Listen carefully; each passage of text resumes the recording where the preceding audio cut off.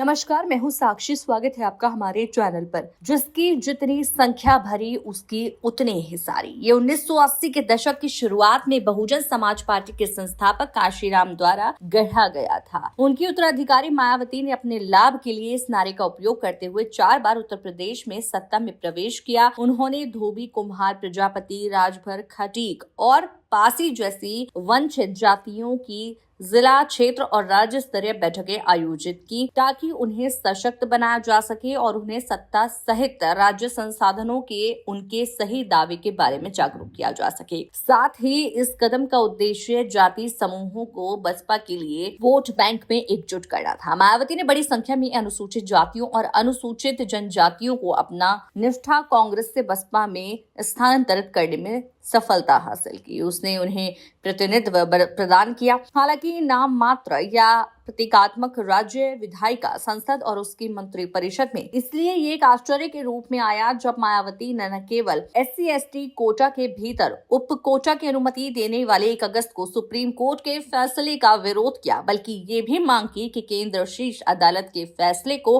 पलटने के लिए एक कानून बनाए। सुप्रीम कोर्ट ने कहा कि राज्यों को SC के भीतर उपवर्गीकरण करने के लिए संवैधानिक रूप से सशक्त किया गया है, जो सामाजिक रूप से विषम वर्ग बनाते हैं, ताकि सामाजिक और शैक्षिक रूप से अधिक पिछड़े जातियों को आरक्षण दिया जा सके। हमारी पार्टी इससे सहमत नहीं है, क्योंकि SC और ST द्वारा सम्मान किए गए अत्याचारों का सामना एक समूह के रूप में किया गया है और ये समूह समान है। किसी भी प्रकार का उपवर्गीकरण करना सही नहीं होगा। मायावती ने कहा, ये कहते हुए कि केंद्र को संसद में कानून में संशोधन करना चाहिए और इससे भविष्य के न्यायिक हस्तक्षेप से बचाने के लिए संविधान की 9वीं अनुसूची में लाना चाहिए। जो लोग कहते हैं कि SC और ST आर्थिक रूप से मजबूत हो गए हैं, मैं उन्हें बताऊंगा कि इनमें से केवल 10 या 11% लोग आर्थिक रूप से बेहतर हो सकते हैं। शेष 90% की स्थिति बहुत खराब है। इससे फैसले के साथ आरक्षण की आवश्यकता वाले लगभग 90% लोगों को छोड़ दिया जाएगा। यदि उन्हें हटा दिया जाता है तो ये निराशाजनक होगा, उन्होंने कहा। यदि 1990 और 1990 के दशक में मायावती का रुख वोट बैंक की राजनीति से प्रेरित था, तो उनका वर्तमान यूटर्न उसी कारण से प्रेरित है। 2012 में यूपी में सत्ता